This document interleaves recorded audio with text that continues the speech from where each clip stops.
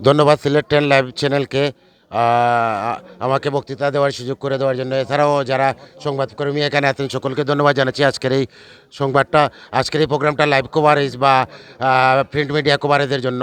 আজকে আসলে আমরা এখানে ফেঞ্চুগঞ্জ উপজেলার নুকল ফাউন্ডেশনের অফিসের প্রান্তে অফিসের উঠানে আমরা একটা ফ্রি মেডিকেল ক্যাম্পের আয়োজন হয়েছে। এই ক্যাম্পেইন উপলক্ষে আমাদের এখানে আসা।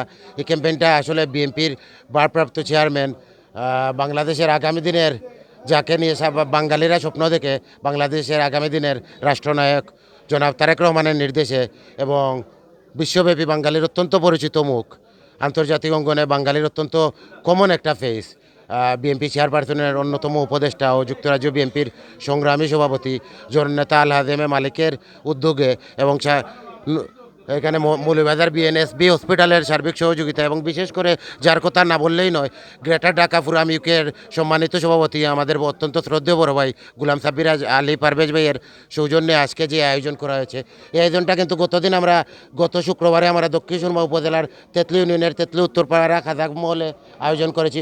ওইখানেও 1200 রোগী ছিল এবং যাদেরকে চিকিৎসা দেওয়া হয়েছিল মোটামুটি যাদেরকে আমরা হসপিটালে পৌঁছেছিলাম সকলে সুস্থ নিজ গৃহে চলে এসেছে অলরেডি। আজকেও ইনশাল্লাহ এখানে যেহেতু রুগীদেরকে সিলেক্ট করা হবে অপারেশনের জন্য, আমরা আশা করি আমাদের ডাক্তার সাহেবরা আজকে রাত্রেই অপারেশন করবেন এবং আগামীকালকের মধ্যে ওনারা সুস্থ হয়ে ওনাদের নিজ নিজ গৃহে প্রবেশ করবেন। এখানে এক কথা উল্লেখযোগ্য যে এটা উল্লেখ করা অবশ্যই আবশ্যক যে এখানে সম্পূর্ণ ফ্রি চিকিৎসা সেবা দেওয়া হচ্ছে। যে রোগীগুলোকে বাছাই করা হবে অপারেশনের জন্য ওনাদের যাতায়াতও কিন্তু ফ্রি, হসপিটালে যাওয়া এবং হসপিটালে থাকা খাওয়া সম্পূর্ণ বিনামূল্যে করা হবে এবং হসপিটালের আমাদের এই মানুষজনের দায়িত্বে আবার ওনাদের এই যে জায়গা থেকে ওনারাদেরকে পিক করা হবে ওই জায়গায় আবার ওনাদেরকে নামিয়ে দেওয়া হবে। এখানে রুগীর এক পয়সাও খরচ হবে না ইনশাল্লাহ। আর আমার এই ধরনের প্রোগ্রামের মানুষের মূল উদ্দেশ্যই থাকে মানব সেবা। মানুষের জন্য, মানুষের তরে কাজ করে। আর বা সব মানুষই যারা বিত্তবান আছে সবাই চায় মানুষের উপকার করতে। আর জননেতা এম এ মালিক সম্পর্কে আপনারা জানেন, উনি একজন নির্যাতিত নিপীড়িত নেতা।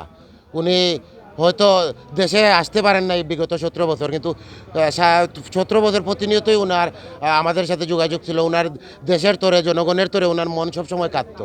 তারই ধারাবাহিকতায় উনি বিভিন্ন সময় বিভিন্ন সমাজ কল্যাণমূলক বা জনকল্যাণমূলক কার্যক্রম পরিচালনা করে আসছেন। হয়তো বিভিন্ন সময়ে বিগত ফ্যাসিস্ট সরকারের আমলে উনি ওনার নাম ব্যবহার করতে পারেন নাই, অন্য ব্যানারে উনি ওনার কার্যক্রম অব্যাহত রেখেছিলেন। তো এখন যেহেতু একটা সুন্দর দেশের একটা সুন্দর পরিস্থিতি, দেশের একটা স্বাভাবিক পরিস্থিতি, উনি ওনার প্রকাশ্যেই উনি মানব সেবামূলক কাজ করে যাচ্ছেন। আর আমার পারভেজ ভাই যেটা একটু আগে বক্তব্যে বলেছেন, এই কার্যক্রমটা কিন্তু আমরা কন্টিনিউয়াসলি করব। যেমন গত শুক্রবারে আমরা দক্ষিণ সুরমায় করেছি, আজকে ফেঞ্চুগঞ্জে, ইনশাল্লাহ সপ্তাহের শেষের দিকে আমরা বালাগঞ্জে করব।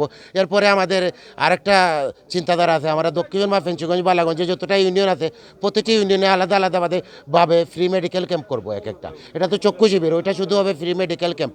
সব ধরনের বিশেষজ্ঞ ডাক্তারদের নিয়ে আমরা ফ্রি মেডিকেল ক্যাম্প করব। দক্ষিণ সুরমা, ফেঞ্চুগঞ্জ, বালাগঞ্জবাসীর উন্নয়নে বা দক্ষিণ সুরমা, ফেঞ্চুগঞ্জ, বালাগঞ্জের গরিব দুঃখী অসহায় মানুষের কল্যাণে জননেতা এম এ মালিক অতীতে যে এরকম কার্যক্রম পরিচালনা করে এসেছিলেন, ইনশাল্লাহ ভবিষ্যতেও উনার ইচ্ছা মানুষের পাশে থাকা। শুধু যে জনগণের নেতা হওয়া উনার ইচ্ছে নয়, বরং জনগণের সেবক হওয়াটাই উনার মুখ্য উদ্দেশ্য।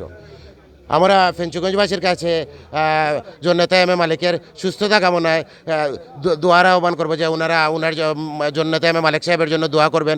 আর বিশেষ করে আমার সাব্বির ভাইয়ের প্রতি আমরা কৃতজ্ঞ, মৌলভীবাজার বিএনএসবি হসপিটালের সকল ডাক্তার এবং স্টাফদের প্রতি আমরা কৃতজ্ঞ। ওনারা আমাদের গত কয়েকদিন থেকে একেবারে নিরলসভাবে শ্রম দিয়ে যাচ্ছেন আমাদের এই মানব কল্যাণমূলক কর্মকাণ্ডে।